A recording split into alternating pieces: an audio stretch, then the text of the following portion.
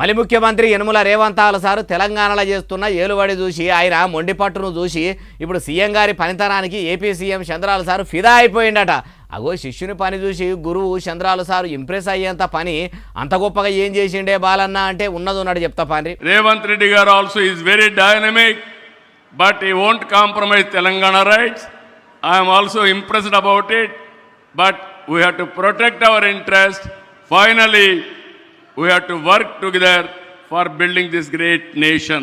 అయ్యా చంద్రాల sir vision ఉన్న ముఖ్యమంత్రిని నాకు తిరుగులేదు. ఆంధ్రప్రదేశ్ రాష్ట్రంలో సూపర్ 6 పథకాలు అమలు చేస్తామని ఏతలక అంటిరి. అవి అమలు చేయ శాతం అయితే లేదు. గెలిచి ఇన్ని దినాలైతున్నా మాట నిలబెట్టుకున్నది లేదు.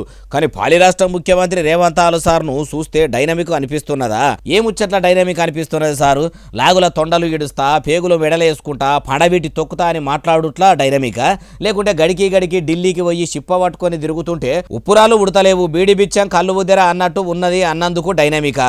లేకుంటే మహిళలను కోటీశ్వరాల్లా చేస్తా అని నెలకు 2500 రూపాయలు కూడా ఇయ్యకుండా ఎగబెట్టుతున్నందుకు, ఇంకా తిప్పలు పెడుతున్నందుకు డైనమికా?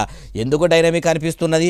ఏ వర్క్ విషయంలో మీకు ఇంప్రెస్ అనిపిస్తున్నది? విజనున్న ముఖ్యమంత్రిని అని చెప్పుకున్న మీరు కూడా ఏం తక్కువ కాదు. ఏలుబడిలకు రాకముందు ఏపీ ఆలతం అరిచేస్తా, ఆంధ్రప్రదేశ్ను అభివృద్ధి చేస్తా అని కుప్పం కుసుమలు ఎంత దొడ్డు ఎంత పొడుగా అంటే గుమ్మడికాయ ఎంత దొడ్డు పొట్లకాయ ఎంత పొడుగా అన్నట్టే చెప్తిరి.